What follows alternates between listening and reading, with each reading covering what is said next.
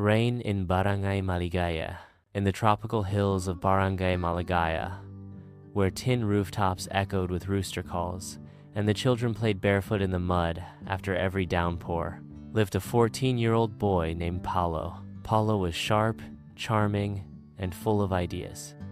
He wasn't just top of his class, he was the unofficial mayor of the kids in town. If someone needed a plan, Paulo had it. If a game needed a rule, Paulo made it. If a vote needed counting, Paulo counted twice. Most of the time, people let him lead. He was smart, but not always wise. The problem: that summer, the rains didn't stop.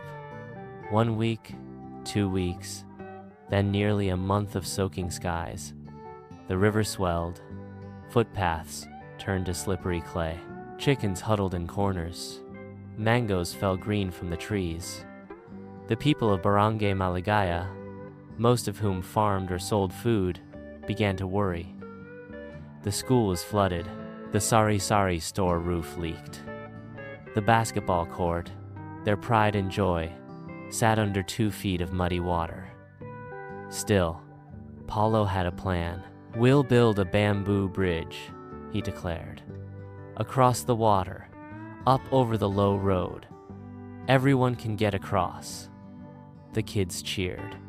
Paulo sketched blueprints, measured things, assigned jobs, barked orders like a general. But the bamboo bridge collapsed on day 2. The elders' bench, frustrated. Paulo sat outside the chapel, kicking pebbles. That's when Aling Rosa, the oldest woman in the barangay, a quiet widow who sold banana Q on weekends, sat beside him. "You look like a storm cloud," she said. Paulo groaned. "No one listens. Everything's broken." Aling Rosa looked out at the rain. "You know, when I was young, there was a bigger flood, but our bridge lasted." Paulo perked up. "You had concrete?" She chuckled. "We had each other, and we listened, especially to those no one hears." She stood up, leaning on her cane. "Ask everyone, even the shy ones, even the ones without shoes." The humble round table. That night, Paulo went door to door. He asked the fisherman, the carpenter with no formal schooling, the girl who never raised her hand in class, even the quiet boy, Maiko, who stuttered. Everyone had ideas. Not all were great. Some were. But one idea from Maiko stood out. The slope behind the chapel. If we dig a trench there, the water will drain naturally. Paulo blinked. No blueprints, no bridge, just earth. But they tried it, and it worked.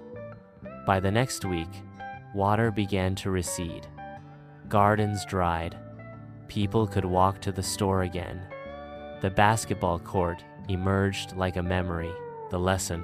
At the next barangay gathering, someone stood up and said, "Let's thank Paulo for saving the village." But Paulo shook his head. "Don't thank me," he said. "Thank the ones you didn't hear." He found Maiko in the back, handed him the old blueprint and said, "You lead next time." Moral of the story: being a leader doesn't mean knowing everything. It means knowing when to listen to everyone.